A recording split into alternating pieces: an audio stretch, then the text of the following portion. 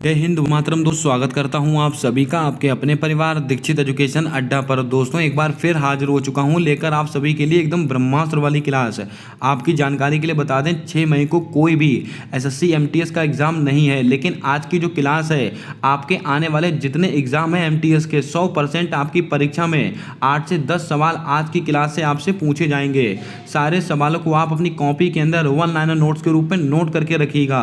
100% आज की क्लास आपके माँ बाप के सपने को पूरा करने वाली क्लास होगी। आइए शुरू करते हैं आज की क्लास। देखते हैं अपने सारे महत्वपूर्ण सवाल। हमसे पहला प्रश्न पूछा गया है कि पानीपत का दूसरा युद्ध किसके किसके बीच में हुआ था। बाबर और इब्राहिम लोदी के बीच में हुआ है, बैरम खां तथा हेमू के बीच में हुआ है, मराठा तथा अहमद शाह अब्दाली के बीच में हुआ, या महाराणा प्रताप और राजा मान सिंह के बीच में हुआ। दोस्तों आप सबको पता है कि एक युद्ध आपकी परीक्षा में डेली पूछा जा रहा है। आपको याद रखना है पानीपत का दूसरा युद्ध कब हुआ था। 1556 ईस्वी को हुआ था। और दोस्तों किसके बीच में हुआ था। बैरम खां तथा हेमू के बीच। आपका ऑप्शन नंबर बी बिल्कुल सही जवाब होगा। कब हुआ था। 1556 ईस्वी में हुआ था पानीपत का दूसरा युद्ध। अगर आपसे पूछ लिया जाता पानीपत का पहला युद्ध किसके बीच में हुआ था, तो आपको ध्यान में रखना है बाबर तथा इब्राहिम लोदी के बीच में हुआ था। और कब हुआ था। 1526 ईस्वी में हुआ था पानीपत का पहला युद्ध। इसके अलावा मराठा तथा अहमद शाह अब्दाली, दोस्तों ये हुआ था पानीपत का तीसरा युद्ध। अगर आपसे पूछ लिया जाए पानीपत का तीसरा युद्ध कब हुआ था, तो आपको ध्यान में रखना है 1761 में। 1761 में हुआ था पानीपत का तीसरा युद्ध। किसके किसके बीच में हुआ था। मराठा तथा अहमद शाह अब्दाली। बात करते हैं महाराणा प्रताप तथा राजा मान सिंह। ये दोस्तों इसको बताना है आपको हल्दी घाटी का युद्ध। कौन सा दोस्तों। हल्दी घाटी। हल्दी घाटी।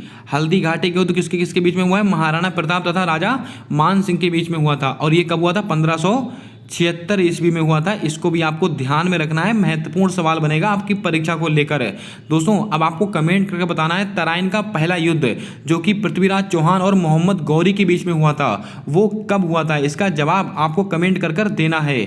चलिए बढ़ते हैं अपने अगले सवाल की ओर। हमसे अगला सवाल पूछा गया कि खानवा का युद्ध किस वर्ष लड़ा गया। मोस्ट इंपॉर्टेंट सवाल। 1527, 1540, 1757, 1761। दोस्तों आपको बता दें खानवा का युद्ध ये कब लड़ा गया था, तो आप सबको पता है 1527 ईस्वी में। आपका ऑप्शन नंबर ए बिल्कुल सही जवाब होगा। इसको आप ध्यान में रखें। और दोस्तों किसके बीच में हुआ था। राणा सांगा। कौन थे दोस्तों। राणा सांगा। राणा सांगा और दोस्तों कौन थे साथ में, तो आपको ध्यान में रखना है बाबर। इन दोनों के बीच में हुआ था दोस्तों कौन सा। खानवा का युद्ध। इसमें बाबर की विजय हुई थी। इसको भी आपको ध्यान में रखना है। और कहाँ पर हुआ था। भरतपुर में। कहाँ पर।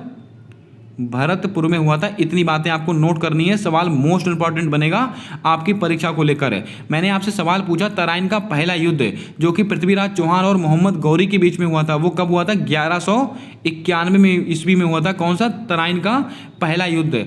अगर आपसे पूछ लिया जाए तराइन का दूसरा युद्ध कब हुआ था। तराइन का दूसरा युद्ध 1192 में हुआ था। ये दोस्तों पहला है, ये दूसरा है। तराइन के पहले युद्ध में पृथ्वीराज चौहान की विजय हुई थी, लेकिन तराइन के दूसरे युद्ध में मोहम्मद गौरी की विजय हुई थी। इतनी बातें आपको नोट करके रखनी है आपकी परीक्षा के लिए। अब आपको कमेंट करके बताना है प्लासी का युद्ध कब हुआ था और किसके बीच में हुआ था। इसका जवाब आपको कमेंट कर कर देना है। आइए बात करते हैं अपने अगले सवाल की ओर। हमारा अगला सवाल पूछा गया है कि तराइन का दूसरा युद्ध। दोस्तों मैंने अभी आपको बता दिया है तराइन का दूसरा युद्ध कब हुआ था। 1192 ईस्वी में हुआ था। आपका ऑप्शन नंबर सी बिल्कुल सही जवाब होगा। और 1191 में तराइन का पहला युद्ध हुआ है, अभी मैंने आपको बताया। आइए चलते हैं अपने अगले सवाल की ओर। दोस्तों अगला सवाल कहता है कि राष्ट्रकूट वंश का संस्थापक कौन था। मैंने आपको महत्वपूर्ण युद्ध नोट करा दिए, अब महत्वपूर्ण वंश मैं आपको नोट कराने वाला हूं। राष्ट्रकूट वंश इसके संस्थापक कौन हैं। दंती दुर्ग हैं, सिंह विष्णु हैं, बिंबिसार हैं, विजयानंद हैं। आपको नोट करके रखना है राष्ट्रकूट वंश इसके संस्थापक कौन है। दंती दुर्ग। आपका ऑप्शन नंबर ए बिल्कुल राइट जवाब होगा। इसको आप ध्यान में रखें। अब बात करते हैं ऑप्शंस को लेकर। सिंह विष्णु ये कौन से वंश के संस्थापक हैं। पल्लव वंश। कौन से दोस्तों। पल्लव वंश। पल्लव वंश के संस्थापक कौन है। सिंह विष्णु। बिंबिसार ये दोस्तों कौन से वंश के संस्थापक है। हर्यक वंश। मोस्ट इंपॉर्टेंट सवाल। हर्यक वंश। इसके अलावा अगर आपसे पूछ लिया जाए विजयानंद ये किस वंश के संस्थापक हैं। चोल वंश के। कौन से। चोल वंश के संस्थापक कौन है। विजयानंद। अगर आपसे दोस्तों पूछा जाए कुषाण वंश। कौन सा। कुषाण वंश। ये सबके सवाल एसएससी की परीक्षा में कई बार रिपीट हुए सवाल हैं। कुषाण वंश के संस्थापक कौन है। कडफिसस। फिशस, ये दोस्तों कुषाण वंश के संस्थापक हैं।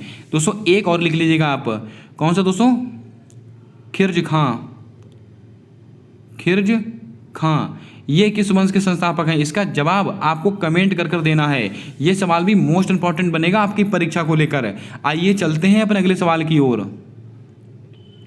हमारा अगला सवाल कहता है कि मुजफ्फरपुर षड्यंत्र में कौन शामिल थे? खुदीराम बोस, प्रफुल्ल चंद्र, दीनबंधु या ए और बी दोनों? क्या होगा आपका सही जवाब, जल्दी से बताएं। दोस्तों आपसे अभी हाल ही में संथाल विद्रोह पूछा गया था, आप तैयार हो जाइए। और महत्वपूर्ण विद्रोह या दोस्तों षड्यंत्र को लेकर मुजफ्फरपुर षड्यंत्र, ये दोस्तों इसमें कौन कौन शामिल थे तो मैंने आपको बताया भी है, खुदीराम और प्रफुल्ल चंद्र, ये दोनों लोग शामिल थे। आपका ऑप्शन नंबर डी बिल्कुल राइट जवाब होगा, इसको आप ध्यान में रखें। और दोस्तों ये कब हुआ था? 1908 ईस्वी में हुआ था मुजफ्फरपुर षड्यंत्र, इसको भी आपको ध्यान में रखना है, महत्वपूर्ण सवाल बनेगा आपकी परीक्षा को लेकर। आइए बात करते हैं अपने अगले सवाल की ओर। दोस्तों हमसे अगला सवाल पूछा गया कि वर्नाकुलर प्रेस एक्ट किसके समय पारित हुआ था? लगाइएगा स्टार, आपकी परीक्षा में 100% आपको नंबर मिलेगा इस स्लाइड से। वर्नाकुलर प्रेस एक्ट ये दोस्तों किसके समय में पारित हुआ था? तो आप सबको पता है, ये दोस्तों लिटन के समय पारित हुआ था। किसके? लिटन के। आपका ऑप्शन नंबर बी बिल्कुल सही जवाब होगा। वर्नाकुलर प्रेस एक्ट किसके समय आया था? लिटन के समय आया था। और कब का है तो आपको ध्यान में रखना है, 1878 ईस्वी का है वर्नाकुलर प्रेस एक्ट। दोस्तों यहाँ पर लॉर्ड रिपन देके रखा हुआ है, तो आपको ध्यान में रखना है। अगर आपसे पूछा जाए लॉर्ड रिपन, इनका संबंध दोस्तों किससे है? बहुत ही महत्वपूर्ण घटना है, जल्दी से आपको बताना है। इनका संबंध किससे? इल्बर्ट बिल विवाद। कौन सा दोस्तों? इल्बर्ट बिल विवाद, ये किसके समय का है? तो आपको ध्यान में रखना है, रिपन के समय का है। कब का है? 1884 का है। अगर आपसे पूछ लिया जाए इल्बर्ट बिल विवाद को समाप्त किसके द्वारा किया गया था? लिटन के द्वारा किया गया था। लेकिन शुभारंभ किसके द्वारा किया गया था? रिपन के द्वारा। इसको भी आपको ध्यान में रखना है, सवाल कई बार आपकी परीक्षा में पूछा गया सवाल है। कॉर्नवालिस, अगर आपसे पूछ लिया जाए पुलिस का जनक, अगर आपसे पूछ लिया जाए पुलिस का जनक, इसके अलावा दोस्तों सिविल इंजीनियर यानी कि IAS जो सिविल परीक्षा होती है उसका जनक किसको कहते हैं? कॉर्नवालिस को कहा जाता है, आपको सबको पता होगा। आइए चलते हैं अपने अगले सवाल की ओर। हमसे अगला सवाल पूछा गया कि अढ़ाई दिन का झोपड़ा किसके द्वारा बनवाया गया? ये सवाल दोस्तों शायद मैंने कल या परसों के प्रैक्टिस सेट में लिया भी था। इसका जवाब आपको बताना है, अढ़ाई दिन का झोपड़ा किसके द्वारा बनवाया गया? अकबर के द्वारा बनवाया गया, कुतुबुद्दीन ऐबक के द्वारा बनवाया गया, इल्तुतमिश के द्वारा बनवाया गया कि औरंगजेब के द्वारा बनवाया गया? दोस्तों आपको बता दें, अढ़ाई दिन का झोपड़ा ये किसके द्वारा बनवाया गया है? कुतुबुद्दीन के द्वारा बनवाया गया। आपका ऑप्शन नंबर बी बिल्कुल सही जवाब होगा, इसको आप ध्यान में रखें। अढ़ाई दिन का झोपड़ा किसने बनवाया? कुतुबुद्दीन ऐबक ने। अगर आपसे पूछा जाए अकबर ने क्या बनवाया? आगरा का किला, आगरा का किला ये किसके द्वारा बनवाया गया है? अकबर के द्वारा। इसके अलावा अकबर ने दोस्तों बुलंद दरवाजा भी बनवाया है, बुलंद दरवाजा। अब आपको कमेंट करके बताना है ये बुलंद दरवाजा कहाँ पर स्थित है, इसका जवाब आपको कमेंट कर देना है। इल्तुतमिश इन्होंने क्या बनवाया था? तो आपको याद होगा दोस्तों, कुतुब मीनार, कुतुब मीनार ये दोस्तों किसने, इसका निर्माण किसने करवाया था? इल्तुतमिश के द्वारा बनवाया गया था। अब आपसे बात करें बीबी का मकबरा, औरंगजेब, बीबी का मकबरा ये किसने बनवाया था? औरंगजेब ने। दोस्तों आपको याद होगा औरंगाबाद का नया नाम बदलकर क्या कर दिया गया है? संभाजी नगर। ये सवाल भी महत्वपूर्ण है आपकी परीक्षा को लेकर। आइए दोस्तों बात करते हैं अपने अगले सवाल की ओर।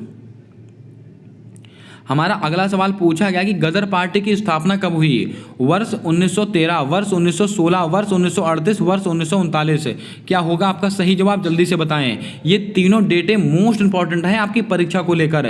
गदर पार्टी इसकी स्थापना दोस्तों कब हुई थी? तो आपको ध्यान में रखना है 1913 ईस्वी में। आपका ऑप्शन नंबर ए बिल्कुल सही जवाब होगा, इसको आप ध्यान में रखें। और कहाँ पर हुई थी? San Francisco. कहाँ पर हुई थी? San Francisco. और किसके द्वारा की गई थी? लाला हरदयाल, लाला हरदयाल। और दोस्तों लाला हरदयाल के साथ एक व्यक्ति और थे, उनका नाम आपको जल्दी से कमेंट कर बताना है। बात करते हैं 1916, इसको आपको दोस्तों याद होगा, लखनऊ अधिवेशन। क्या हुआ था? लखनऊ अधिवेशन। ये कब हुआ था? 1916 ईस्वी में हुआ था। और इसकी अध्यक्षता किसने की थी? अंबिका चरण मजमूदार ने की थी। और दोस्तों आपको याद होगा 1907 में सूरत अधिवेशन में नरम दल और गरम दल अलग हो गए थे, और 1916 के लखनऊ अधिवेशन में नरम दल और गरम दल एक हो गए थे। तो आपसे सवाल पूछा जा सकता है कि किस अधिवेशन के दौरान नरम दल और गरम दल के बीच में संधि हुई थी? लखनऊ अधिवेशन के दौरान। बात करते हैं 1938, मैंने आपको कल भी बताया था दोस्तों, इसको क्या हुआ है? कौन से? हरिपुरा अधिवेशन। हरिपुरा अधिवेशन। हरिपुरा अधिवेशन की अध्यक्षता दोस्तों किसके द्वारा की गई है? तो आपको याद होगा नेताजी सुभाष चंद्र बोस के द्वारा की गई थी। और कब हुई थी? 1938 में हुआ है हरिपुरा अधिवेशन। 1939 इसको क्या हुआ है? फॉरवर्ड ब्लॉक इसकी स्थापना हुई है 1939 ईस्वी को। दोस्तों मैं ये नहीं कहता हूँ जो सवाल मैं लेकर आया हूँ वही आपकी परीक्षा में हूबहू आएगा, लेकिन जो मैं आपको व्याख्या दे रहा हूँ 100% इस व्याख्या से सवाल आपकी परीक्षा में बनने वाले हैं। मैंने आपसे सवाल पूछा है कि लाला हरदयाल के साथ और कौन था? सोहनलाल भकड़ा करके दोस्तों हैं, इनका नाम भी आपको ध्यान में रखना है। ये दोनों लोग थे जिन्होंने गदर पार्टी की स्थापना की थी 1913 ईस्वी में। कहां पर? सैन फ्रांसिस्को में। आइए चलते हैं अपने अगले सवाल की ओर। दोस्तों जल्दी से क्लास को लाइक कर दें, चैनल पर पहली बार आए हो तो चैनल को सब्सक्राइब करके बेल वाला आइकन ध्यान से दबा लें, ताकि आने वाली सारी वीडियोज़ के अपडेट आप तक आसानी से पहुँचते रहें। और दोस्तों अगर आपका SSC MTS का एग्जाम है तो क्लास को शेयर कर दें उन सभी बच्चों तक जिनका दोस्तों SSC MTS का फ्यूचर में एग्जाम है। दोस्तों हमसे अगला सवाल पूछा गया कि ब्रह्म समाज की स्थापना किसके द्वारा की गई? दोस्तों इस सवाल को मैं पहले भी ले चुका हूं, लेकिन वहां पर एक छोटी सी मिस्टेक हो गई थी, उसको मैं आज यहां पर क्लियर करने वाला हूं। दोस्तों ब्रह्म समाज की स्थापना किसके द्वारा की गई? तो आप सबको पता है राजा राम मोहन राय। आपका ऑप्शन नंबर ए बिल्कुल सही जवाब होगा। और दोस्तों कब की गई थी? 1828 में। आपको मैंने बताया भी था 1828 में हुई है ब्रह्म समाज की स्थापना। और दोस्तों इन्हीं के द्वारा आत्मीय सभा की स्थापना की गई है राजा राम मोहन राय के द्वारा। अब दोस्तों स्वामी दयानंद सरस्वती इन्होंने क्या किया? आर्य समाज की स्थापना किसने की? स्वामी दयानंद सरस्वती जी ने की है। कब की थी? 1875 ईस्वी में। स्वामी विवेकानंद इन्होंने की है रामकृष्ण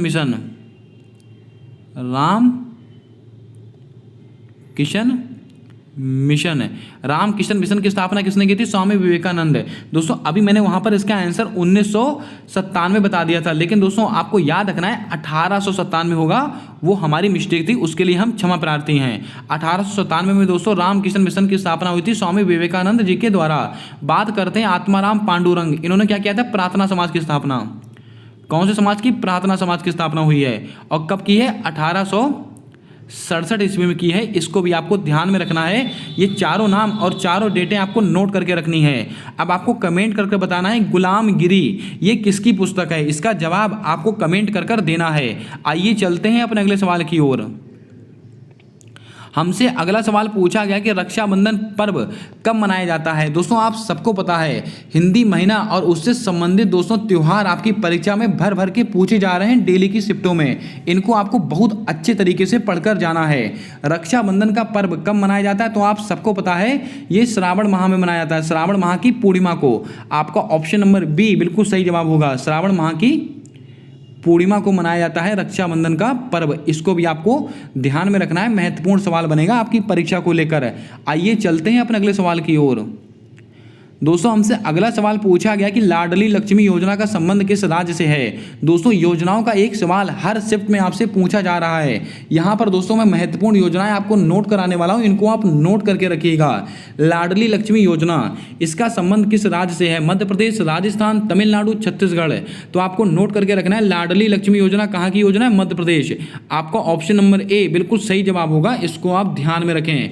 इसके अलावा अगर आपसे पूछ लिया जाए राजस्थान की एक बहुत ही फेमस योजना है चिरंजीवी योजना। कौन सी? चिरंजीवी योजना कहाँ की योजना है? राजस्थान की योजना है। अब लेकिन इसकी धनराशि को कितना कर दिया गया? 25 लाख रुपए। दोस्तों पहले ये धनराशि कितनी थी? 10 लाख रुपए, लेकिन दोस्तों इसको बढ़ाकर कर दिया गया 25 लाख रुपए। इतनी बातें आपको नोट करनी है। अब दोस्तों बात करते हैं तमिलनाडु की दोस्तों एक योजना है। अभी आपसे पूछा गया था पुदुमई पैन योजना, कहाँ की योजना? तमिलनाडु की। ये सवाल आपकी परीक्षा में पूछा जा चुका है। अब तैयार हो जाइए। एनम दोस्तों कौन सी? एनम एजुथाचन योजना।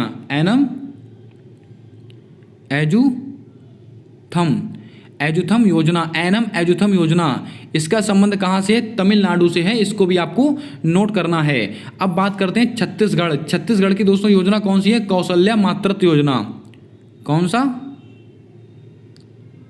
कौशल्या मातृत्व योजना। इसका संबंध कहाँ से है? छत्तीसगढ़ से है। इसको भी आपको ध्यान में रखना है। दोस्तों कमेंट करके बताइएगा आप, कुछ महत्वपूर्ण योजनाओं से संबंधित एक अलग से वीडियो आपके लिए बनाया जाए जिसमें सारी महत्वपूर्ण योजनाएं कवर की जाएं। इसका जवाब हाँ या ना में आपको देना है, उस हिसाब से दोस्तों वीडियो बनाई जाएगी। आइए चलते हैं अपने अगले सवाल की ओर। हमारा अगला सवाल पूछा गया कि इंदिरा गांधी शहरी रोजगार गारंटी योजना का संबंध किस राज्य से है? मोस्ट इंपॉर्टेंट सवाल।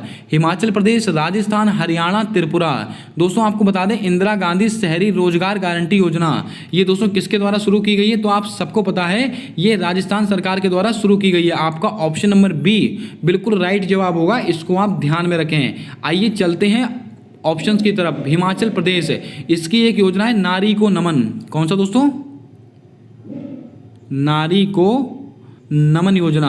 नारी को नमन योजना कहाँ की योजना है? हिमाचल प्रदेश की योजना है। इसको भी आपको नोट करना है। इसके अलावा अगर आपसे पूछ लिया जाए हरियाणा की दोस्तों 1 से 2 योजनाएं बहुत ही महत्वपूर्ण है जो आपको याद रखनी है। नंबर 1 ई अधिगम योजना। कौन सी? ई अधिगम। ई अधिगम योजना कहाँ की है? हरियाणा की है। दोस्तों एक योजना और है, कौन सी? स्कूल नर्सरी योजना करके है, वो भी हरियाणा की योजना है। इसको भी आपको थोड़ा याद रखना है, आपसे सवाल परीक्षा में पूछा जा सकता है। दोस्तों बात करते हैं त्रिपुरा को लेकर। त्रिपुरा की दोस्तों 1 से 2 योजना बहुत ही महत्वपूर्ण है, इसको भी आपको ध्यान में रखना है। जैसे कि अगर आपसे पूछ लिया जाए अर्न विद लर्न। कौन सी दोस्तों? Earn with learn. Earn with learn योजना कहाँ की है? त्रिपुरा की योजना है। इसके अलावा त्रिपुरा की एक योजना और है, मुख्यमंत्री चा श्रमिक कल्याण योजना। इसको आप नोट कीजिएगा, मुख्यमंत्री चा श्रमिक कल्याण योजना। ये कहाँ की योजना है? तो आपको ध्यान में रखना है, त्रिपुरा की योजना है। उम्मीद करता हूँ आपने सारे सवालों को अच्छे से नोट कर लिया होगा। दोस्तों हरियाणा की एक योजना और लिख लीजिएगा, चिराग योजना। चिराग योजना ये कहाँ की? ये भी हरियाणा की है। इसको भी आप थोड़ा नोट कर लें। आइए चलते हैं अपने अगले सवाल की ओर। हमसे अगला सवाल पूछा गया कि शून्य शुद्ध कार्बन उत्सर्जन का लक्ष्य कब तक रखा गया है? इस सवाल के ऊपर आप 100 टाइम स्टार लगा के रखें। आपकी परीक्षा में सवाल पूछे जाने की प्रबल संभावना है। वर्ष 2023, वर्ष 2047, वर्ष 2017, वर्ष 2075। यहाँ पर एक ऑप्शन दोस्तों आपको करेक्ट करना पड़ेगा, वर्ष 2070। तो यही आपका सही ऑप्शन होगा। शून्य शुद्ध कार्बन उत्सर्जन का लक्ष्य कब तक रखा गया है? 2070 तक का रखा गया है। इसको भी आप ध्यान में रखें। और 2023 इसको दोस्तों मिलेट का वर्ष घोषित किया गया है। किसका? बाजरे का वर्ष। मिलेट का वर्ष किसको घोषित किया गया है? 2023 को किया गया है। इसको भी आपको ध्यान में रखना है। दोस्तों बात करते हैं 2047। इसमें दोस्तों कौन सा लक्ष्य रखा गया भारत सरकार के द्वारा? इसको आपको कमेंट कर बताना है। आइए चलते हैं अपने अगले सवाल की ओर।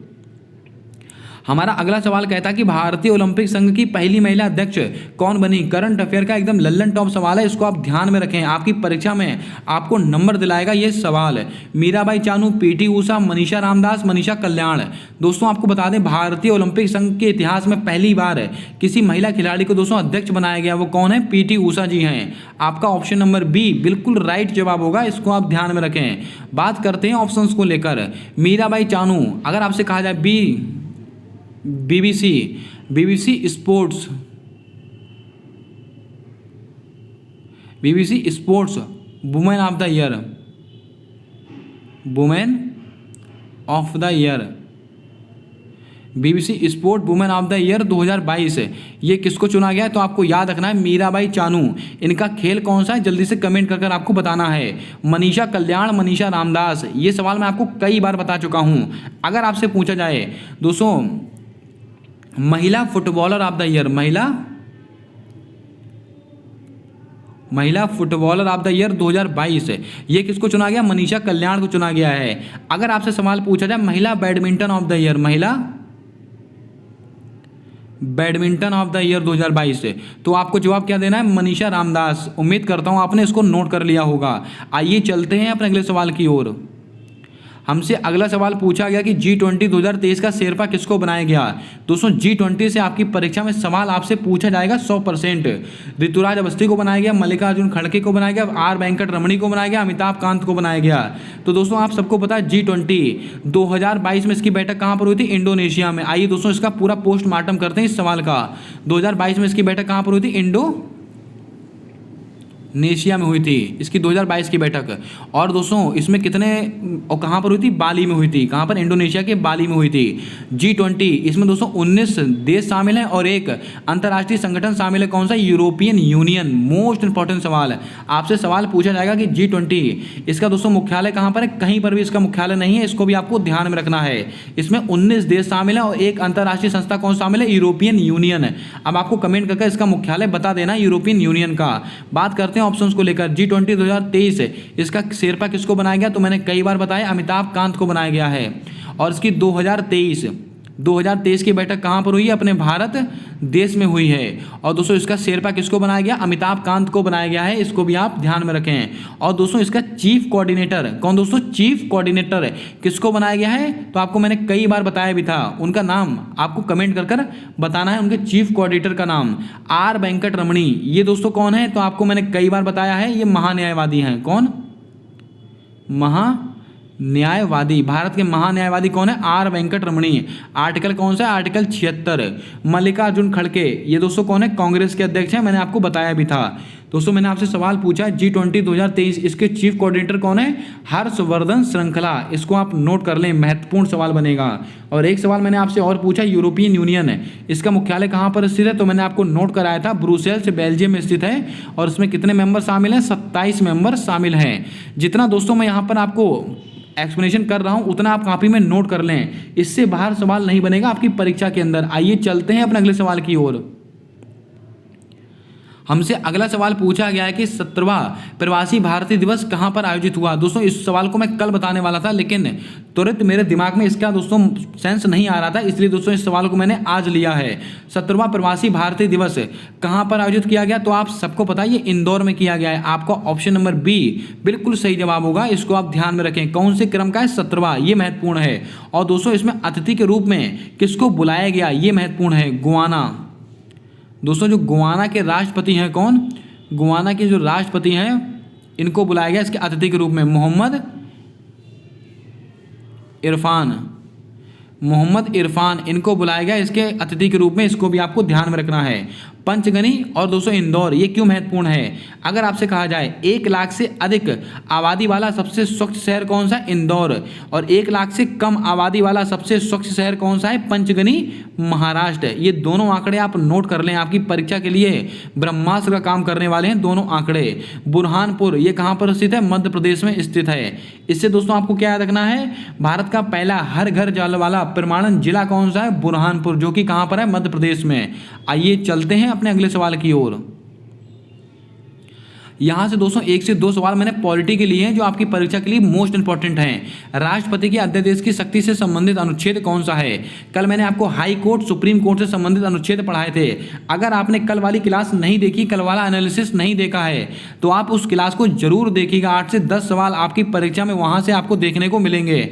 उसका लिंक दोस्तों आप एंड स्क्रीन पर देख सकते हैं और आई बटन पर देख सकते हैं। बात करते हैं राष्ट्रपति के अध्यादेश की शक्ति, इससे संबंधित अनुच्छेद कौन सा है, तो आप सबको पता है अनुच्छेद 123। आपका ऑप्शन नंबर ए बिल्कुल सही जवाब होगा, इसको आप ध्यान में रखें। आइए राष्ट्रपति के बारे में कुछ महत्वपूर्ण फैक्ट मैं आपको नोट करा देता हूं। अगर आपसे पूछा जाए भारत का एक राष्ट्रपति होगा, ये किस आर्टिकल में कहा गया है, आर्टिकल 52 में कहा गया है। इसके अलावा अगर आपसे कहा जाए राष्ट्रपति की शपथ किसके अंदर है, 60 के अंदर है। राष्ट्रपति की शपथ कौन से में, आर्टिकल 60 में दोस्तों राष्ट्रपति की शपथ है। अगर आपसे पूछा है राष्ट्रपति पर महाभियोग, ये दोस्तों कौन से, आर्टिकल 61, महाभियोग। राष्ट्रपति पर महाभियोग ये दोस्तों कौन से आर्टिकल में, आर्टिकल 61 है। राष्ट्रपति का क्षमादान किसके अंदर है, आर्टिकल 72 में है। इतनी बातें आपको नोट करनी है। राष्ट्रपति के जो महाभियोग की शक्ति है वो कहाँ, महाभियोग की जो प्रक्रिया है वो कहाँ से ली गई है, तो आपको नोट कर लेना है, वो दोस्तों अमेरिका से ली गई है। बात करते हैं अनुच्छेद 213, इसका संबंध किससे है, ये दोस्तों राज्यपाल के अध्यादेश की शक्ति है। किसकी, राज्यपाल के अध्यादेश की शक्ति। इसको आप ऐसे नोट करेंगे। राज्यपाल के अध्यादेश की शक्ति कौन सी है? अनुच्छेद 213 में। अगर आपसे पूछ लिया जाए राज्यपाल का क्षमादान, आर्टिकल 161, क्षमादान किसका दोस्तों? गवर्नर का। राज्यपाल का क्षमादान किसके अंदर है? अनुच्छेद 161 में।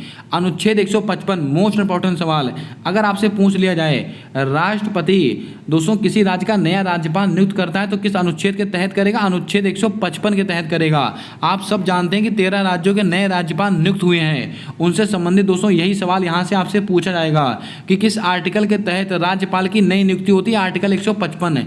और राज्यपाल का उल्लेख कौन से आर्टिकल में? आर्टिकल 153 में है दोस्तों राज्यपाल का उल्लेख। इसको भी आपको ध्यान में रखना है। दोस्तों बात करते हैं अपने अगले सवाल की ओर, देखते हैं हमारा अगला सवाल क्या कहता है। हमारा अगला सवाल पूछा गया कि विधि के समक्ष समता का अधिकार कहां से लिया गया? लगाइएगा स्टार, आपकी परीक्षा में 100% छपेगा ये सवाल। अमेरिका, इंग्लैंड, ऑस्ट्रेलिया, दक्षिण अफ्रीका। दोस्तों आपको बता दें विधि के समक्ष समानता, इसका संबंध कौन से अनुच्छेद से? अनुच्छेद 14, आप सबको पता है। लेकिन ये दोस्तों इसका जो कॉन्सेप्ट है वो कहाँ से लिया गया है? तो आपको ध्यान में रखना इंग्लैंड। आपका ऑप्शन नंबर बी बिल्कुल राइट जवाब होगा, इसको आप ध्यान में रखें। बात करते हैं अमेरिका। अमेरिका से दोस्तों क्या क्या लिया गया है? मैंने अभी आपको बताया राष्ट्रपति पर महाभियोग की प्रक्रिया अमेरिका से ली गई है। इसके अलावा मौलिक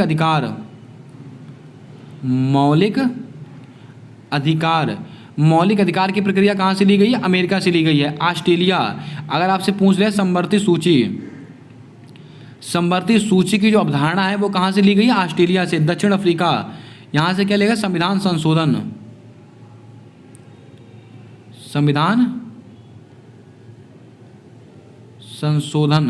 अगर आपसे पूछ ले मौलिक कर्तव्य ये कहाँ से लिए गए? रूस से लिए गए हैं, रूस से। इसके अलावा डीपीएसपी राज्य के नीति निर्देशक तत्व ये कहाँ से लिए गए? आयरलैंड यहाँ से लिए गए हैं। इतनी बातें आपको नोट करनी, कौन सी चीज़ कहाँ से ली गई, ये सवाल बहुत बार परीक्षा में आपसे पूछे जाते हैं। तो एक बार फिर से सुनिएगा, विधि के समक्ष समता का अधिकार कौन से आर्टिकल में? आर्टिकल 14। कहाँ से लिया गया है? इंग्लैंड से लिया गया है। अमेरिका दोस्तों यहाँ से क्या लेगा? मौलिक अधिकार, मौलिक कर्तव्य कहाँ से लिए गए? रूस से। डीपीएसपी कहाँ से लिए गए? आयरलैंड से। संविधान संशोधन कहाँ से लिया गया? दक्षिण अफ्रीका से। संवर्ती सूची की कॉन्सेप्ट कहाँ से लिया गया? ऑस्ट्रेलिया से। अब दोस्तों इसको याद कैसे करेंगे? मौलिक अधिकार दोस्तों कार किसके पास होती है? जो अमीर होते हैं। अमेरिका अमीर, इसको आप ऐसे रिलेट कर याद करेंगे। मौलिक कर्तव्य, जिसको अपना कर्तव्य निभाना पड़ता है वो व्यक्ति रूसा रहता है, रूठा रहता है, इसको आप ऐसे याद करेंगे। डीपीएसपी ये कहाँ से लिए गए? आयरलैंड। संविधान संशोधन यानी कि जो चीज़ दोस्तों फ्री की मिल जाती है उसमें हमें संशोधन करना ही पड़ता है, इसको आप ऐसे याद कर लेंगे। अब दोस्तों यहाँ से एक दो फैक्ट आपको और नोट करने हैं, जैसे कि अगर आपसे पूछ लिया जाए मौलिक अधिकार ये कौन से भाग में है? भाग 3 में है। डीपीएसपी कौन से भाग में? भाग 4 में है। और मौलिक कर्तव्य कौन से में है? भाग 4A में है। इतनी चीजें भी आपको ध्यान में रखना है। आइए चलते हैं अपने अगले सवाल की ओर। दोस्तों हमारा अगला सवाल कहता है कि वैश्विक भुखमरी सूचकांक 2023 में भारत का स्थान कौन सा है? महत्वपूर्ण स्थान मैं आपको नोट कराने वाला हूं, इनको आप नोट करके रखना। एक ना एक सवाल आपकी परीक्षा में आपसे पूछा जाएगा। 161वां स्थान है, 107वां स्थान है, 132वां स्थान है, 126वां स्थान है। दोस्तों थोड़ा सा ऑप्शन यहाँ पर करेक्ट कर लेंगे, राजस्थान में होगा। 101वां स्थान लिख लें यहाँ पर, आप इसको थोड़ा सा आप करेक्ट कर लेंगे। बात करते हैं वैश्विक भुखमरी सूचकांक, ये दोस्तों इसमें भारत का कौन सा स्थान है? तो आपको याद होगा 107वां स्थान। आपका ऑप्शन नंबर बी बिल्कुल सही जवाब होगा, इसको आप ध्यान में रखें। बात करते हैं 161वां स्थान है, ये दोस्तों किसके अंदर है? तो 2023 में विश्व प्रेस फ्रीडम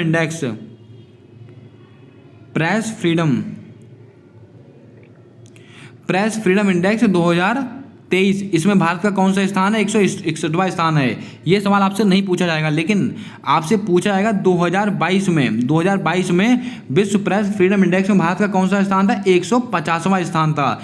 ये बात आपको ध्यान में रखनी है। और ये दोस्तों किसके द्वारा जारी किया जाता है? तो मैंने आपको कई बार बताया है, रिपोर्टर्स विदाउट बॉर्डर, इनके द्वारा जारी किया जाता है विश्व प्रेस फ्रीडम इंडेक्स। 132वां स्थान ये दोस्तों किसके अंदर है? तो आपको याद होगा मानव विकास सूचकांक, मानव विकास सूचकांक।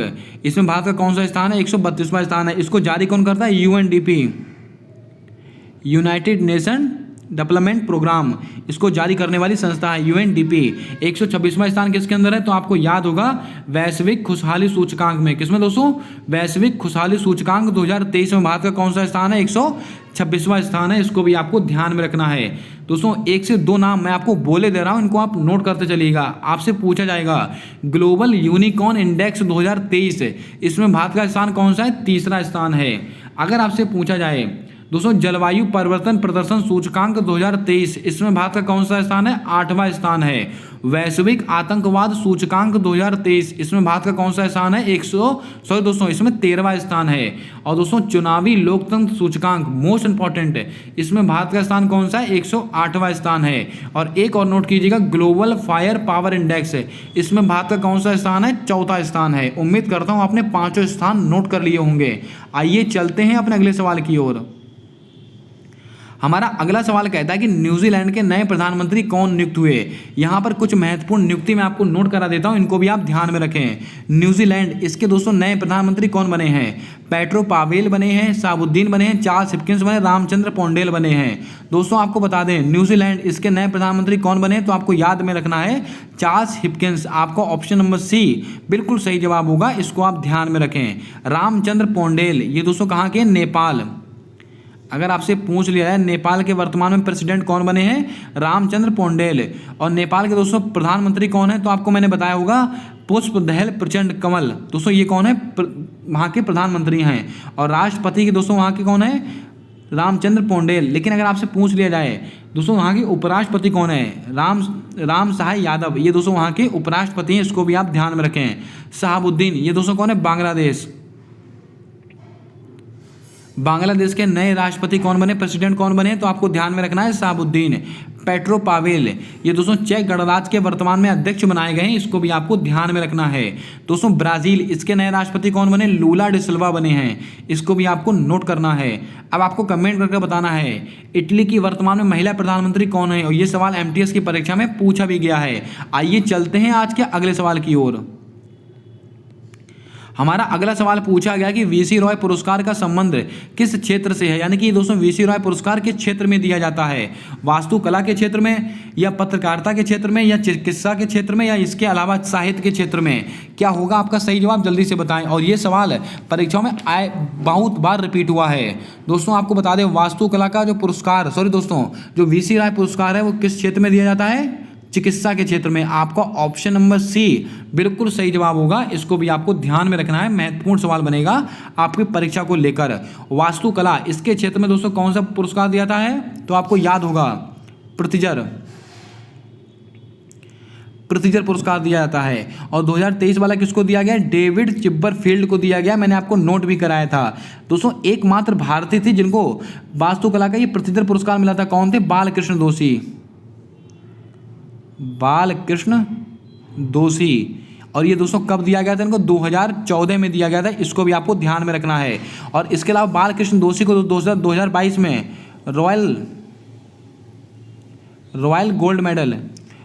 गोल्ड मेडल किसको दिया गया? ये भी बालकृष्ण दोषी को दिया गया है। और 2023 में दोस्तों इनको पद्म विभूषण सम्मान द्वारा भी सम्मानित किया गया है, इसको भी आपको ध्यान में रखना है। दोस्तों ये थे आज के कुछ महत्वपूर्ण सवाल। एक सवाल और बचता है पत्रकारिता का क्षेत्र। यहां पर आप लिख लीजिएगा